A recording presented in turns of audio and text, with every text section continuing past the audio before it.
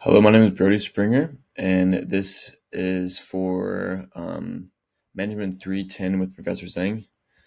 Um, our goal, our mission and situation: you're 28 years old, making $85,000 per year, and tired of paying $2,200 a month in rent. You found a condo you love, and here's all the details. And the questions to explore are: what's the true monthly cost of owning versus renting? How much equity would you build in 5 years?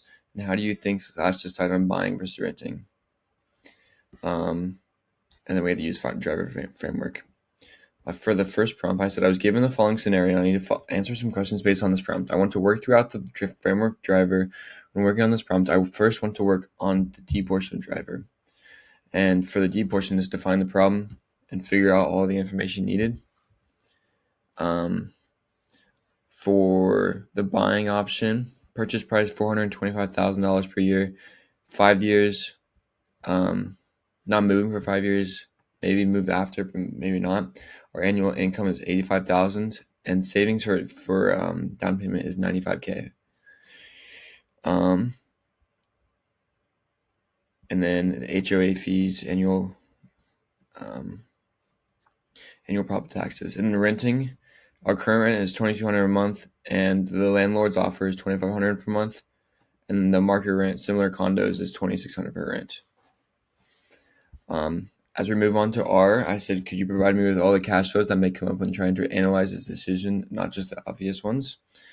And some of the cash flows for the buying option would be the down payment, closing costs, mortgage points, principal and interest, property taxes, homeowners insurance, HOA fees, maintenance and repairs, and some other ones, tax deductions. And then for the renting option, the cash flows would be the rent payment, renter's insurance, interest and investment income, taxes on investment gains.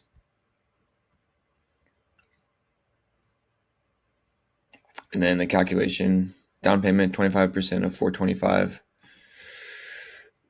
85K, 85K. Okay.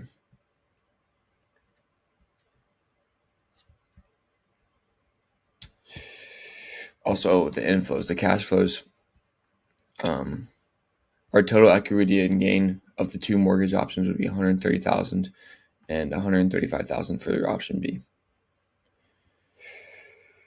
Also, the future value of the home would be 516,000, and the appreciation gain for the house option would be 91K. As we move on to the I portion of driver framework, I said I wanted to create an app that maps out a comprehensive model that includes taxes, maintenances, opportunity costs, and the cost of each option.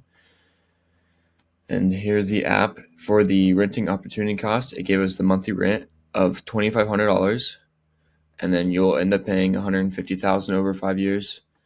The future value of the initial 95K is $133,000. 5-year network change would be $50,948. For the buying option, buying A, that's the 350,000, or not 350,000, the 450 house.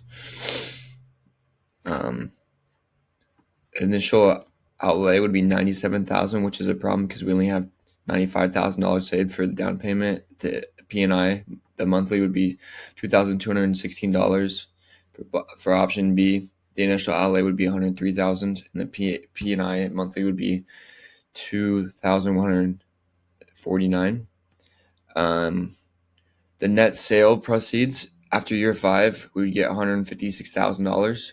And then for the option B, we'd get $157,000. So the 5-year net worth change would be $187,440. And then for the other ones, $180,000, which is a lot bigger than the renting model.